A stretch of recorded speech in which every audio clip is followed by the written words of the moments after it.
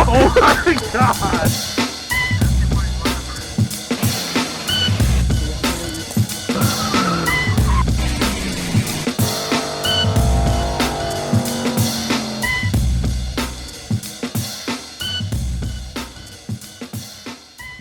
Alright, so the question of the day is, what is going on with the RX7 right there? And actually, I've got some good news. For the past couple weeks, I've been saying I wanted to start and had some bug on me. For the past couple weeks, I've been saying that I'm going to start gathering parts for it, and I'm not a liar. I have started gathering parts for it. Actually, today, this morning, I ordered a cam through Justin Baker. So I got a cam and springs coming. I'm not going to get into that too much yet. I'm going to make a dedicated video where we put that in the 5.3 and go through and gap the rings and everything. And then I've got some of the hot side stuff ordered. I've got 2.5-inch exhaust. I've got the turbo ordered.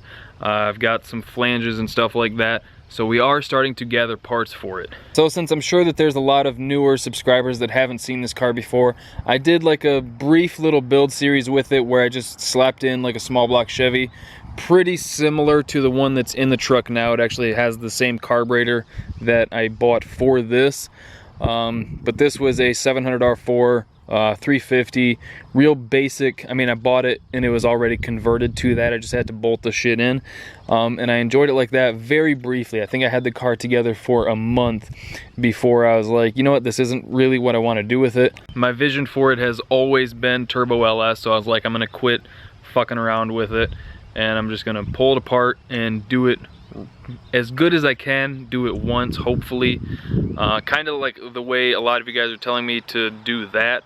Just quit fucking around with the small block shit and go Turbo LS. So like I said, there's probably a lot of new subscribers that aren't familiar with this car. I did do a build series on it and had a little bit of fun with it. Never really got to use it before I ripped it back apart. It is a 1984 Mazda RX-7. It is a first gen and FB, although the first gen, there are two different versions of the first gen. There was the SA, which is like, I want to say 78 or 79 to 81 or something like that, and then from wherever the split was to the rest of the first gen, which was I think 85, were all considered FBs, and there was FC, FD. And as far as I know, the main differences between the SA and the FB is like the dash is a little different and the taillights are a little different, just basic stuff like that.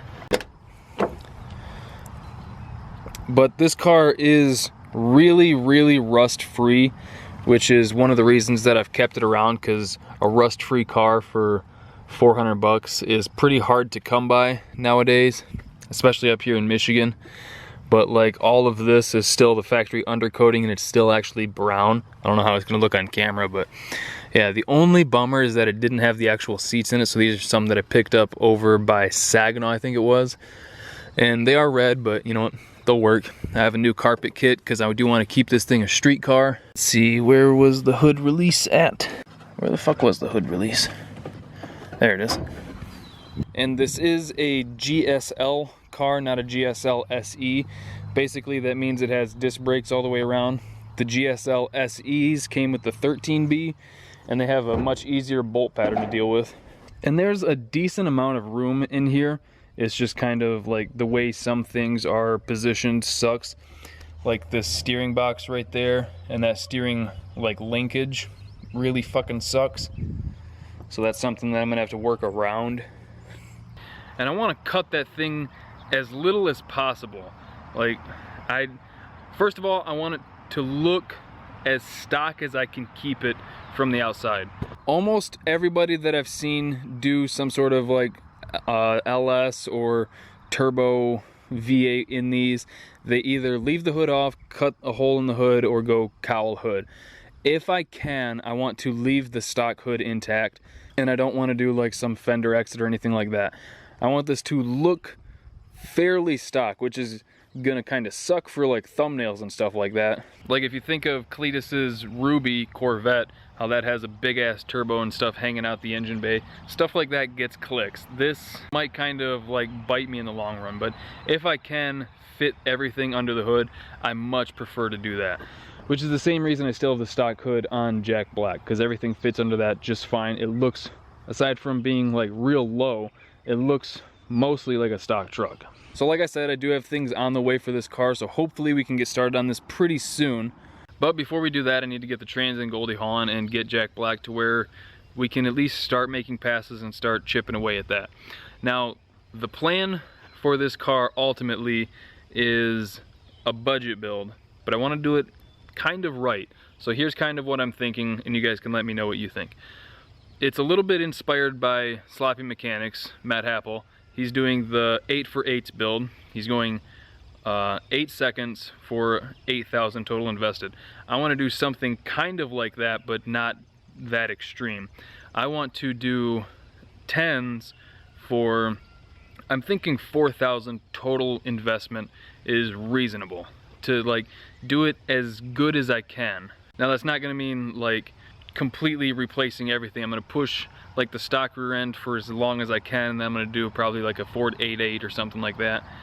But I want to keep it full interior, lights, everything like that, wipers, full street car, drive it to the track, run a 1099, I'll be happy, drive it back home for max 4,000 total investment, including like the cost of the car and fluids and shit like that. I think it's doable. I think it'll be kind of relatable to show that you don't have to spend a bunch of money to go fast. And I think like a 10-second car is kind of like what people consider a fast street car now.